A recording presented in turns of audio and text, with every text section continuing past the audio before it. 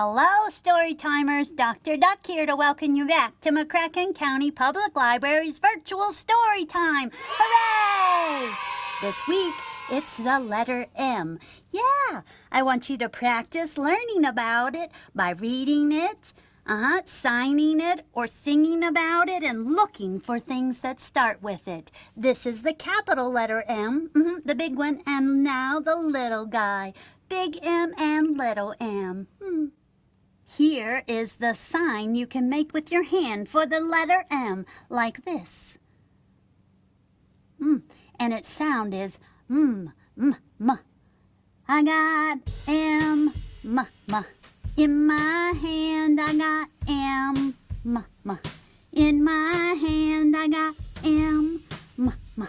In my hand, and I can read the letter M, and its sound is m.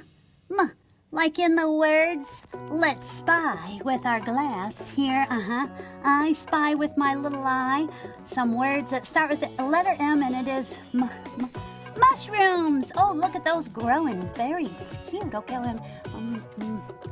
monkey. Oh, that's a baby, and it's mama. Oh, mama starts with the M too. And last one, mittens. Oh, I love you to wear mittens to keep your little hands warm.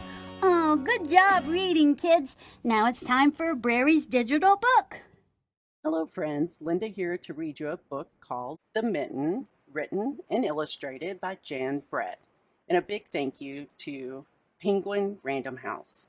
So as we go through the book, I would like for you to look on the edges of each page and look at the mitten and see if you can tell what will be on the next page as we turn it. Once there was a boy named Nicky who wanted his new mittens made from wool as white as snow.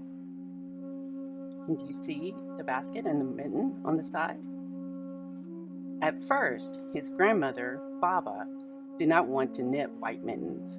If you drop one in the snow, she warned, you'll never find it.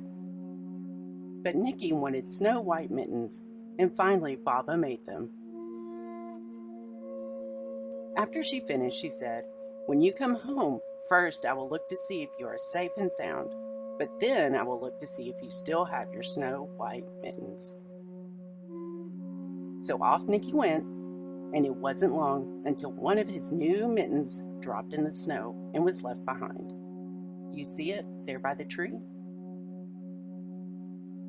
A mole, tired from tunneling along, discovered the mitten and burrowed inside. It was cozy and warm and just the right size, so he decided to stay.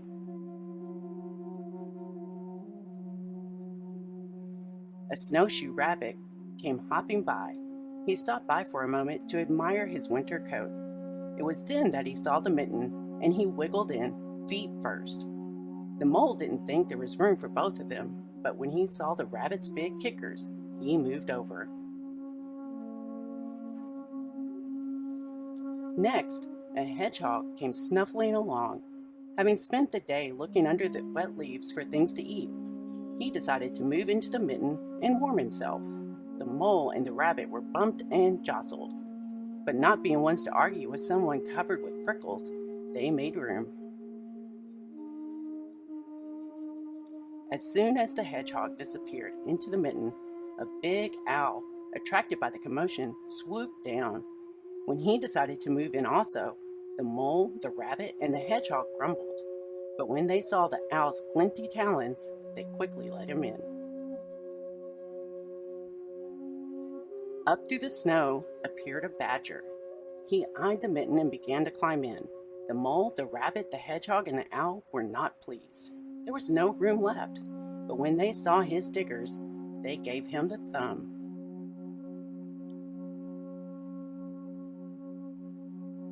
It started snowing, but the animals were snug in the mitten. A waft of warm steam rose in the air, and a fox trotting by stopped to investigate. Just the sight of the cozy mitten made him feel drowsy. The fox poked his muzzle in. When the mole, the rabbit, the hedgehog, the owl, and the badger saw his shiny teeth, they gave the fox lots of room. A great bear lumbered by. He spied the mitten all plumped up. Not being one to be left out in the cold, he began to nose his way in.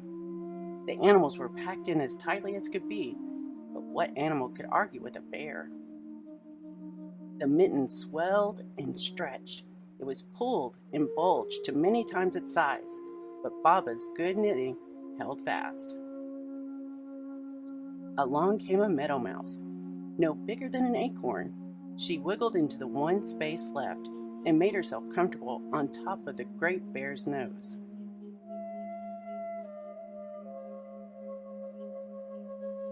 The bear, tickled by the mouse's whiskers, gave an enormous sneeze. Ah, ah, ah, ka-choo! The force of the sneeze shot the mitten up into the air and scattered the animals in all directions. On his way home, Nicky saw a white shape in the distance. It was the lost mitten silhouetted against the blue sky. As he ran to catch his snow-white mitten, he saw Baba's face in the window. First she looked to see if he was safe and sound, and then she saw that he still had his new mittens. But as you can see, Baba is looking at the mittens, and they are not the same size.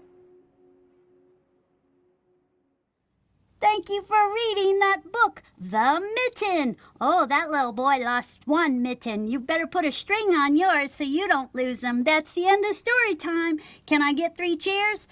Hip, hip, hooray! Hip, hip, hooray! Hip, hip, hooray!